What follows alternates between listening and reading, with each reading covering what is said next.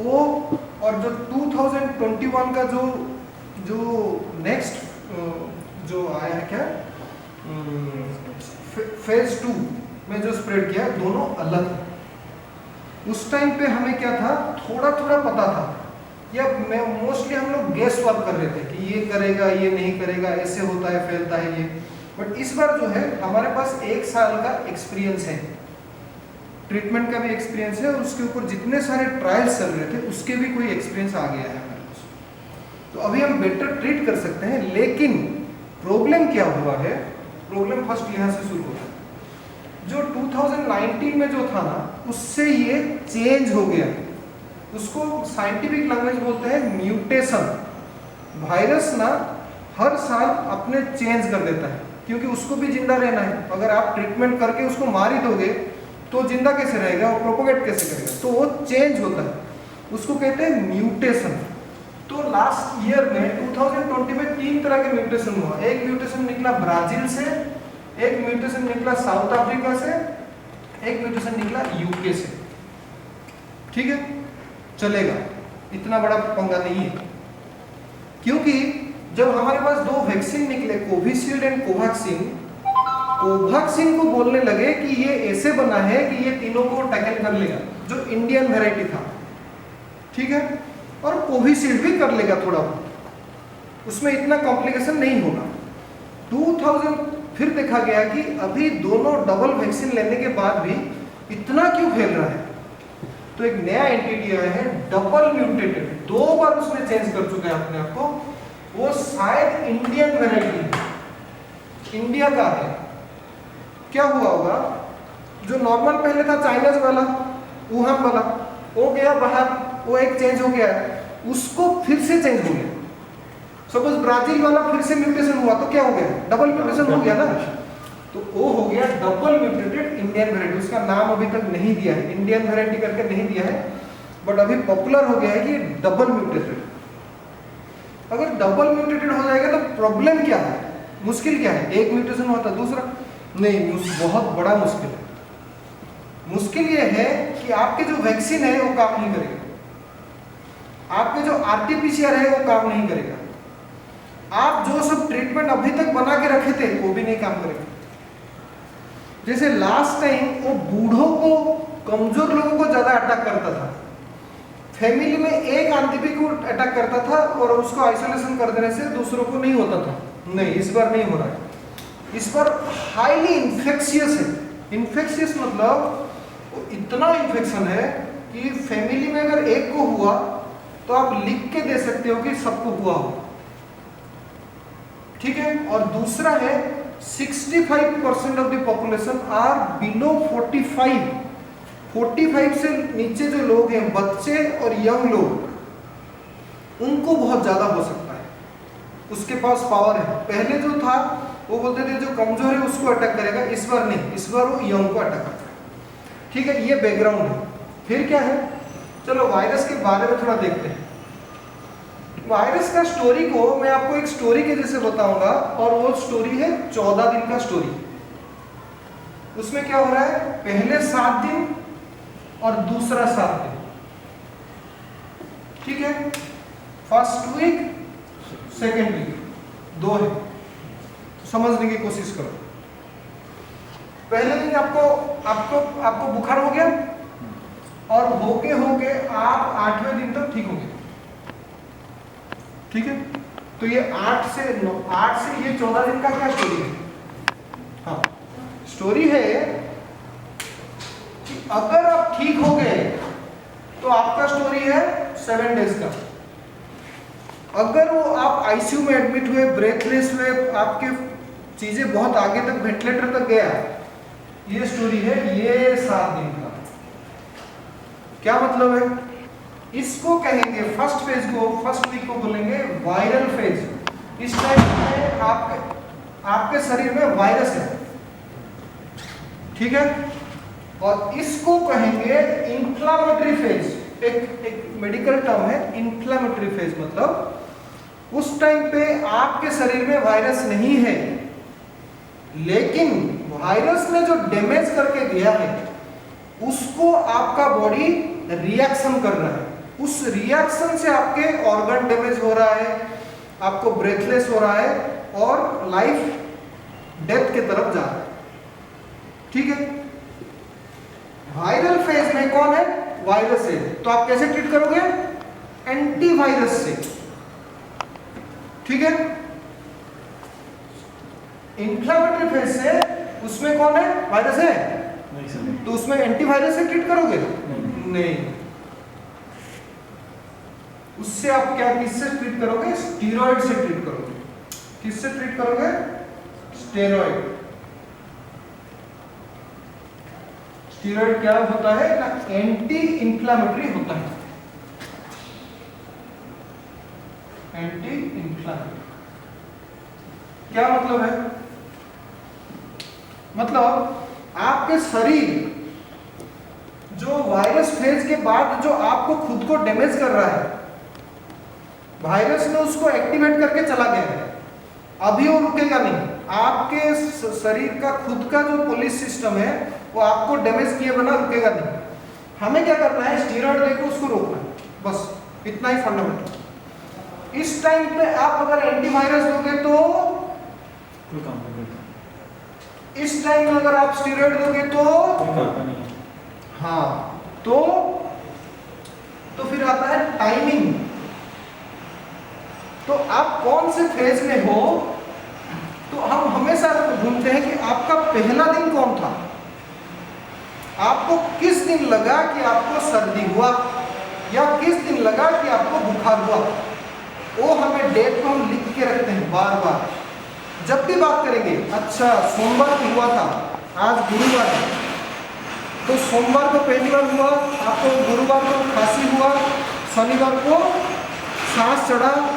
ये डेट को हम देखते हैं, फिर हम डिसाइड करते हैं कि आप कौन से फेज में हो।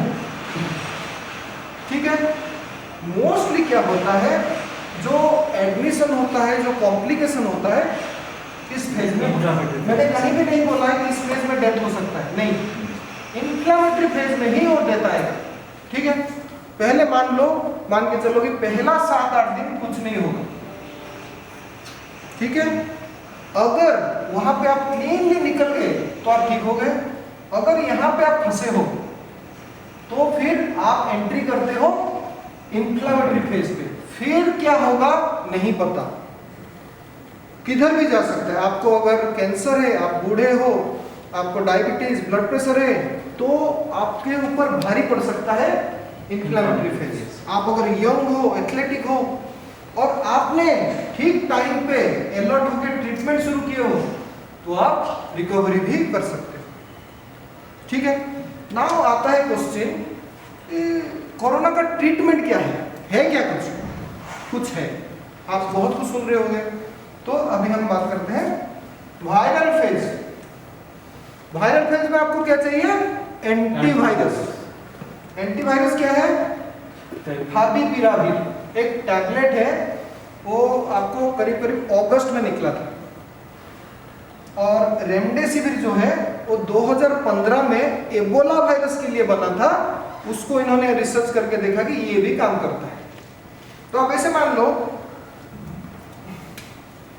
इसका एक्टिविटी जो है माइल्ड है, मतलब थोड़ा बहुत रोकेगा वायरस को। इसका जो एक्टिविटी है मॉडरेट है, मतलब इससे स्ट्रॉन्ग है। ठीक है, उसको छोड़ के क्या हो रहा है इस टाइम पे? बुखार हो रहा है, तो आप क्या दोगे? पैरासीटामोल। बॉडी एक हो रहा है तो आप क्या दोगे? पैरासीटामोल। ठीक है, पैरासीटामोल सिंपल होता है, उसके ज्यादा टॉक्सिसिटी नहीं होता है, एसिडिटी नहीं होता है, तो हम पैरासीटामोल देते हैं। और क्या है, इस वायरल फेज में अगर आपको बुखार है तो हमेशा एक डर रहता है कि और एक बैक्टीरिया आपको अटैक कर सकता है, इसीलिए हम एंटीबायोटिक देते हैं। तो कोई भी एक एंटीबायोटिक देते हैं, एजिथ्रोमाइसिन, एमोक्सिसिलिन। ठीक है, उसको छोड़ के क्या है? प्लाज्मा है। प्लाज्मा बहुत ज्यादा फेमस है कि कॉन्वालेसेंट प्लाज्मा।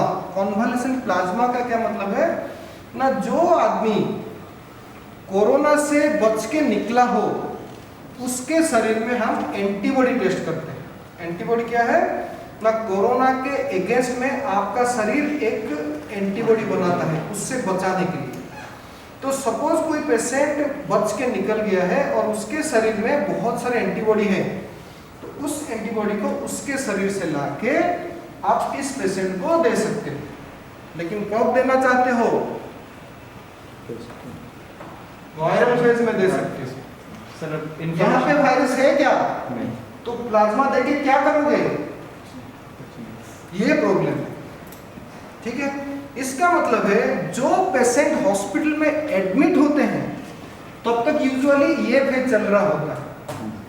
तो इसीलिए प्लाज्मा बहुत अच्छा ट्रीटमेंट है, रेमडेसिविर बहुत अच्छा ट्रीटमेंट है, लेकिन वो उसका टाइमिंग गलत है।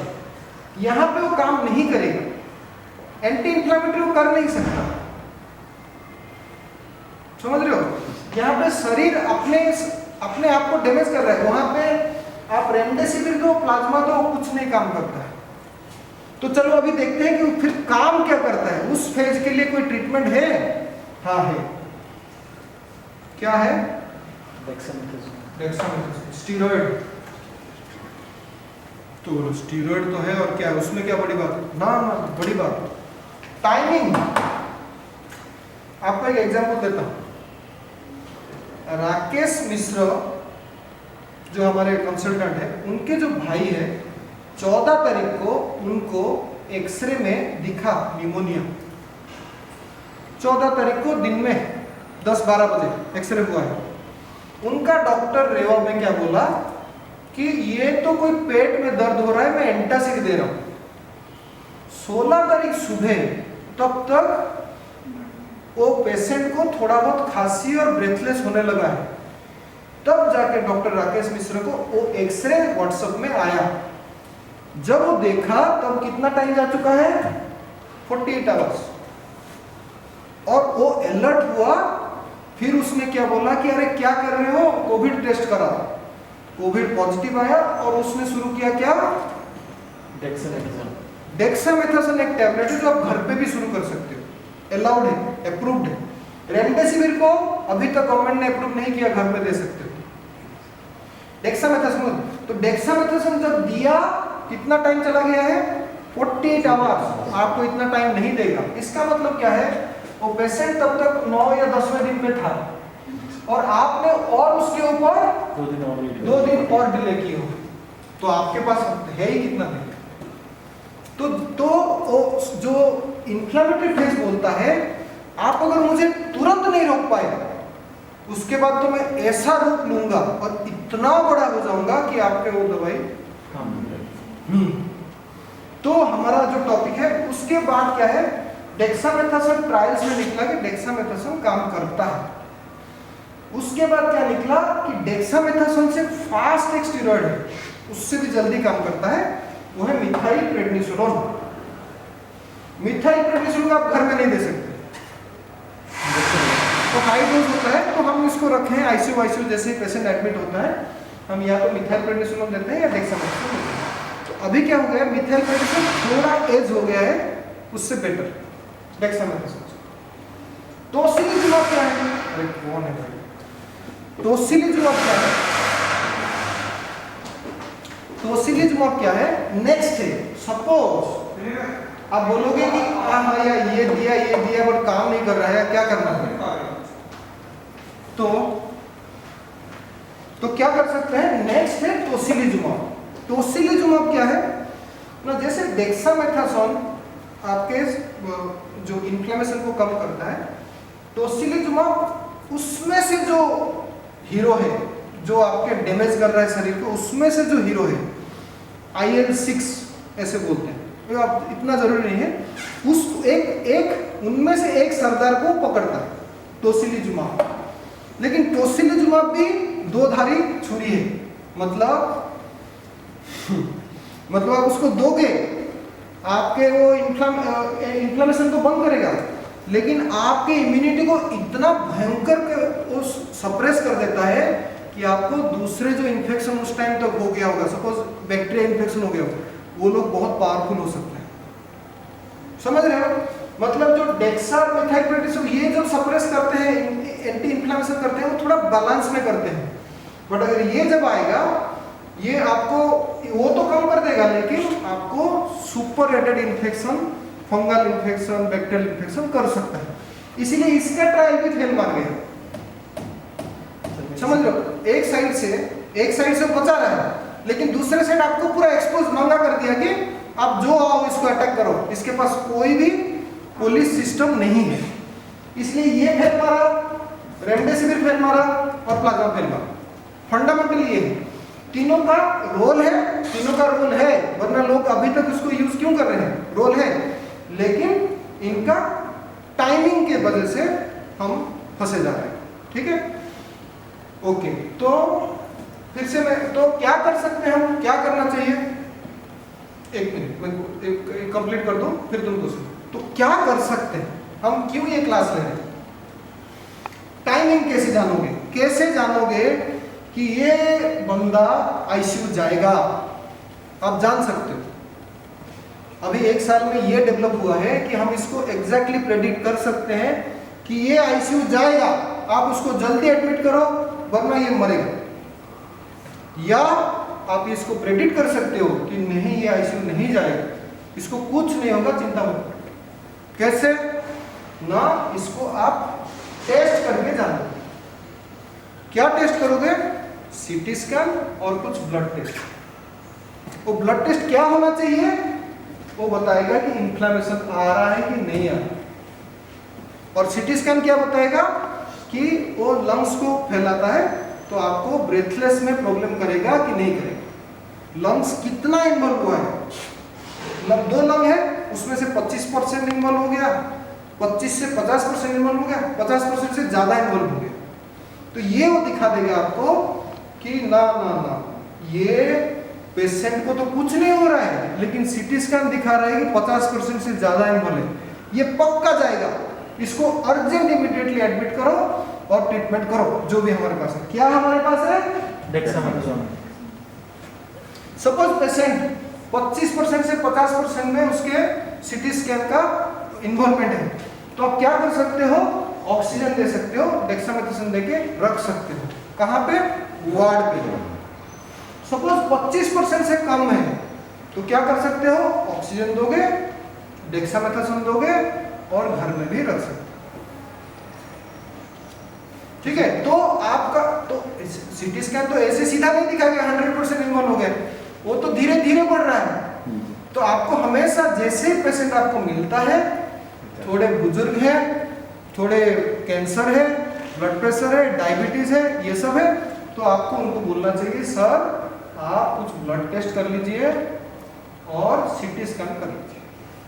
अगर वो सीटी स्कैन करने में ना सामर्थ्य नहीं है तो एक्सरे भी कर सकता है।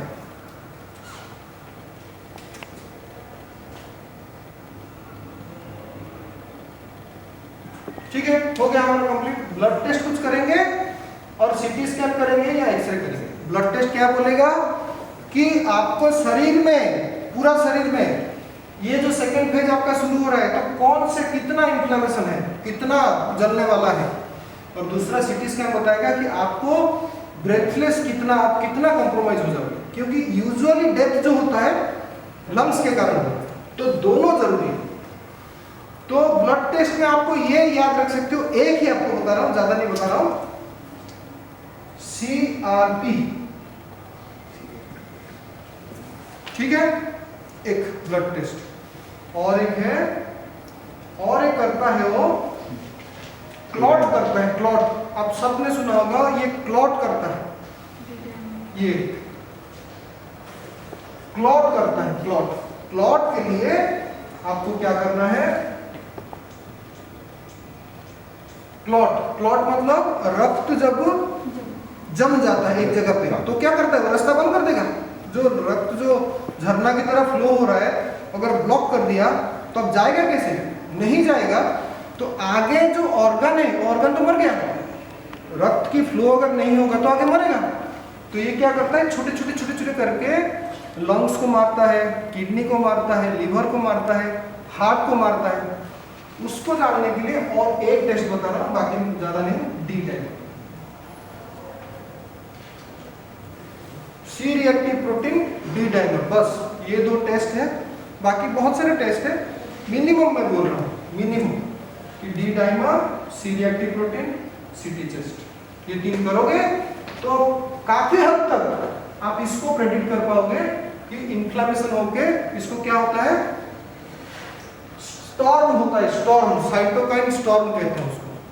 साइटोकाइन स्टॉर्म क्या है ना, जो इन्फ्लेमेशन हो रहा है, अब समझ लो, इन्फ्लेमेशन होगा चलेगा, थोड़ा खांसी हुआ, थोड़ा ब्रेथलेस हुआ, बट जब स्टॉर्म होगा, स्टॉर्म, तूफान, तो आपके शरीर में हर जगह इन्फ्लेमेशन चल रहा है, एकदम तांडव चल रहा है आपके अंदर, उसको कहते हैं स्टॉर्म। हमें इससे कोई फर्क नहीं पड़ता है, डेथ होता है इसके लिए, इरिवर्सिबल हो जाता है, फिर आप उसको वापस नहीं ला पाओगे। स्टॉर्म अगर हो गया तो स्टॉर्म नहीं रुकेगा डेक्सामेथासोन से। स्टॉर्म को पहुंचने से पहले अगर आप स्टीरॉइड दोगे तो रुकेगा।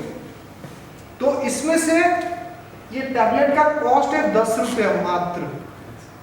हजार चीजों में साइंस को मिला कि जो 10 रुपए वाला टैबलेट है वही काम, बट उसका टाइमिंग जरूर।